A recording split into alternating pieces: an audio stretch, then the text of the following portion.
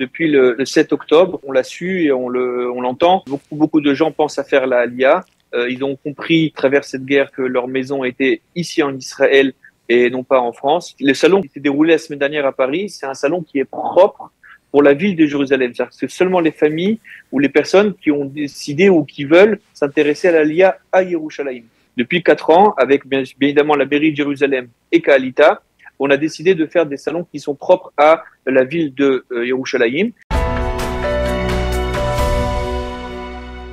Nous avons le plaisir d'être en ligne avec le Rav Shmuel Marciano. Shmuel, bonjour, Boker Tov. Bonjour Daniel et Chodesh Tov ou Mevorach. Et Chodesh Tov, merci d'être avec nous ce matin donc pour débattre avec vous et faire une sorte de bilan de ce qui s'est passé la semaine dernière, de votre visite à Paris dans le cadre d'un salon ou de plusieurs salons qui se sont tenus et qui ont été organisés par la mairie de Jérusalem et avec le concours de Ka'alita, entre autres, hein, pour essayer d'encourager, on va dire, des candidats à l'Aliyah à monter à Jérusalem, à venir s'installer dans la capitale de l'État d'Israël. Alors d'abord, premier bilan, est-ce que vous étiez satisfait? Il y a eu un véritable engouement pour se renseigner. Il y avait une mobilisation, on va dire, de la part de potentiels candidats à l'Aliyah? Alors oui, effectivement, nous étions très très satisfaits, mais pas surpris, parce que depuis le 7 octobre, on l'a su et on l'entend. Beaucoup de gens pensent à faire la Aliyah. Ils ont compris à travers cette guerre que leur maison était ici en Israël et non pas en France. Donc il y a une grande demande d'Aliyah. Je crois qu'on est monté à 450% de demandes de plus, d'ouverture de dossiers à l'agence juive. Donc on n'était pas étonnés du nombre de personnes. Mais ce que j'aimerais expliquer, si tu me permets Daniel, c'est que il y a au courant de l'année, il y a 3-4 fois des salons de l'Aliyah organisés par la Sornout, par l'agence juive, mais qui sont ouverts pour tous les pays, pour toutes les villes d'Israël. Oui. Netanya, qui sont représentés, Ranana, Yerushalayim, etc. Le salon qui s'est déroulé la semaine dernière à Paris, c'est un salon qui est propre pour la ville de Jérusalem. C'est-à-dire que c'est seulement les familles ou les personnes qui ont décidé ou qui veulent s'intéresser à l'Aliyah à Yerushalayim. Quelque chose nous avons mis en place depuis 4 ans, qui n'existait pas auparavant. On venait dans tous les salons comme toutes les autres villes. Depuis 4 ans, avec bien évidemment la mairie de Jérusalem et Ka'alita, on a décidé de faire des salons qui sont propres à la ville de Yerushalayim. Et différemment des salons normaux où on va au salon Roche, par exemple, et qu'on reçoit là-bas les gens, nous, on va dans différentes communautés, on contacte les communautés en amont, on voit avec eux s'ils sont intéressés. Et donc, par la semaine dernière, lundi, on était dans le 19e, Paris 19e, à la synagogue d'Oel Yaakov à Henri Murger. Le mardi, on était à la communauté de Charenton, en région parisienne. Mercredi, à Saint-Brice, aussi en région parisienne. Et donc, c'est nous qui venons dans les différentes communautés. Les gens prennent leur rendez-vous. Étant donné qu'il y a énormément de stands, la mairie de Jérusalem représente énormément de stands. Donc, les gens, en fonction de ce qu'ils ont besoin comme question, ils décident le stand qu'ils veulent. Ils prennent un rendez-vous, ils viennent avec un rendez-vous.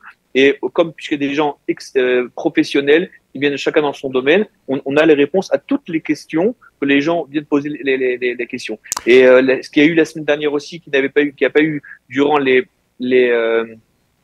salons précédents, c'est que nous sommes partis aussi, on a fait la visite dans différentes écoles pour voir la communauté, pour voir les jeunes, parler avec les jeunes, pour montrer aux jeunes que la meilleure Aliyah, c'est celle qu'on fait à 18 ans. C'est quand on démarre la vie en Israël, c'est-à-dire qu'après le bac, il faut venir en Israël, peu importe si quelqu'un décide d'aller à Yeshiva ou quelqu'un décide de partir à l'armée, mais il faut faire ses études en Israël, il faut venir commencer sa vie ici, apprendre la langue ici, avoir un métier et un diplôme israélien pour pouvoir intégrer le monde du travail immédiatement et éviter toutes les difficultés qu'il y a aujourd'hui, quelqu'un qui veut faire sa LIA à 40 ans et qui veut faire la reconnaissance de diplôme. Donc on est parti visiter la fameuse école de Yavne que tout le monde connaît. On a fait une visite, on s'est assis aussi avec le corps professionnel là-bas, le corps enseignant et le directeur. On a parti visiter aussi l'école de Haute Torah du Paris 13e et vraiment on a été surpris d'abord de voir les. Alors justement, je voulais savoir quelles sont les réactions des gens et quelles sont les sollicitations qu'ils vous ont fait à vous en tant qu'adjoint au maire de Jérusalem. Quelles sont leurs priorités et leurs craintes, leurs appréhensions et en tout cas leurs aspirations concernant Jérusalem? D'abord, beaucoup de gens qui font la LIA, ils cherchent un petit peu la spiritualité qu'il y a en Israël. Donc automatiquement, Yerushalayim, ça les interpelle. Il y a des gens qui vont décider de partir à Netanya ou à Tel Aviv ou à Ranana, mais généralement, les gens qui viennent à Yerushalayim, c'est des gens qui cherchent un petit peu plus de spiritualité dans leur aliyah. Et donc Yerushalayim, c'est une destination à part qu'il est la capitale d'Israël et qu'il est la ville sainte, mais ils cherchent justement cette rouhaniout, cette spiritualité. Donc ils s'intéressent à Yerushalayim. Maintenant, ils savent que venir aujourd'hui avec les médias, avec les amis, il n'y a pas une personne en France qui n'a pas de la famille, qui n'a pas de la famille au premier degré, au deuxième degré, des amis qui ont déjà fait l'Aliyah. Donc ils entendent que l'Aliyah c'est pas toujours facile, qu'il y a des difficultés, donc ils veulent aussi se renseigner pour être sûr que quand ils vont faire l'Aliyah, ils ne vont pas rencontrer des difficultés qu'ils peuvent éviter quand on prépare l'Aliyah en avance et on le fait pas sur un coup de tête. Donc ils viennent avec toutes sortes de questions. Généralement les questions qui viennent, c'est pour les gens du troisième âge, c'est la retraite, être sûr qu'ils vont pouvoir toucher leur retraite et qu'avec leur retraite ils vont pouvoir vivre même à Yerushalayim. Les gens qui viennent avec des enfants en bas âge ou au moyen âge, alors il faut s'assurer qu'ils vont trouver l'école qui leur convient. On essaie de les orienter vers les écoles il y avait aussi un stand éducation, donc on essaie de les orienter vers les écoles qui ressemblent au maximum ce qu'ils avaient à Paris. Donc on les rassure. Beaucoup de gens viennent avec la question oui, on a entendu qu'en Israël l'école finit à 1h et on fait quoi si on doit travailler jusqu'à 4h? Alors on leur explique les rougim. D'abord on l'explique à 1h, c'est que les petites classes. À partir d'une certaine classe, on commence à finir à 3h, à 4h, à 5h. Donc ils ont énormément de questions parce qu'ils entendent énormément de choses sur la LIA. Et ils veulent être rassurés quand c'est leur tour à eux de faire l'Aliyah. C'est vrai, Shmuel, que l'éducation, c'est véritablement une des préoccupations majeures de ces parents qui veulent venir à Jérusalem? Bien sûr, pour ceux qui ont des enfants. Pour ceux qui ont des enfants en bas âge, 7, 8, 10 ans, 12 ans, c'est bien évidemment une question et un souci. Et donc, c'est pour ça qu'ils viennent se renseigner. Bien évidemment, ce qui les intéresse aussi, c'est le travail. Ceux qui ont déjà un travail que s'installer en Israël et continuer leur activité professionnelle, que ce soit médecin ou avocat ou expert comptable. Et c'est pour savoir comment ils pourront intégrer le monde israélien avec leur diplôme français. Donc là aussi, Kalita était là pour pouvoir répondre à toutes les questions de reconnaissance de diplôme et les différentes processus à faire pour pouvoir le faire. Donc ils viennent vraiment avec des questions. Et je pense qu'aujourd'hui, au Hachem, Yerushalayim vient avec toutes les réponses. Aujourd'hui, c'est pas pour rien qu'on est la ville aujourd'hui, la première ville où le taux de gens qui quittent Yerushalayim après qu'ils ont fait la Aliyah est inférieur à 10%, qui est différent dans les autres villes où moins que 10% de gens quittent Yerushalayim après qu'ils ont fait la Aliyah sur les 10 dernières années.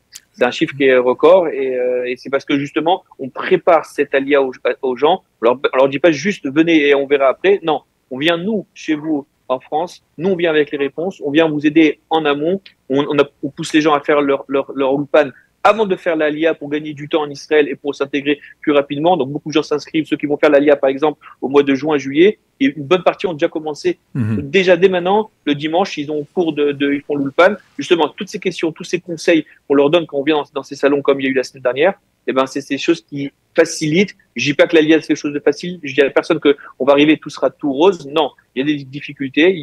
Tout le monde le sait, mais on arrive, Baruch Hashem, grâce à tous ces salons et à tout ce corps professionnel qui est venu la semaine dernière et qu'on a à Jérusalem, de faciliter cette Aliyah là. Une dernière question, Shmuel, il nous reste 1 minute. L'aspect sécuritaire. Jérusalem, c'est quand même une ville relativement tendue, surtout après le 7 octobre. Est-ce que ça a été aussi une des questions qui ont été posées par les candidats? Écoutez, on n'a pas encore fait la réunion de Sikoum avec tout le corps, avec toute la délégation qui a voyagé la semaine dernière. On est censé la faire cette semaine, la semaine prochaine. En tout cas, les gens avec qui moi je me suis assis, les gens avec qui moi j'ai parlé, j'ai parlé avec beaucoup de monde durant ces 3 jours. Il n'y en a pas une personne qui m'a parlé du côté sécuritaire. Je pense que les gens en France ne se sentent pas en sécurité. Ils veulent faire leur aliyah parce que bien évidemment Israël c'est leur maison, mais parce qu'ils craignent qu'un jour ça peut être en France pire. Et donc ils préfèrent si ça doit arriver, ils préfèrent être chez eux en Israël qu'en France. En tout cas, moi, personne m'a parlé de ça. Personne m'a parlé de la sécurité parce que je pense qu'en France, je pense pas que le juif se sent vraiment en sécurité. Eh bien, Rav Shmuel Marciano, adjoint au maire de Jérusalem, merci beaucoup. Adjoint au maire, il faut le souligner, pour le parti Chasse, bien entendu. Merci beaucoup d'avoir accepté de répondre à nos questions. Bonne journée, à bientôt, bonne continuation. Avec plaisir. À bientôt. Journée.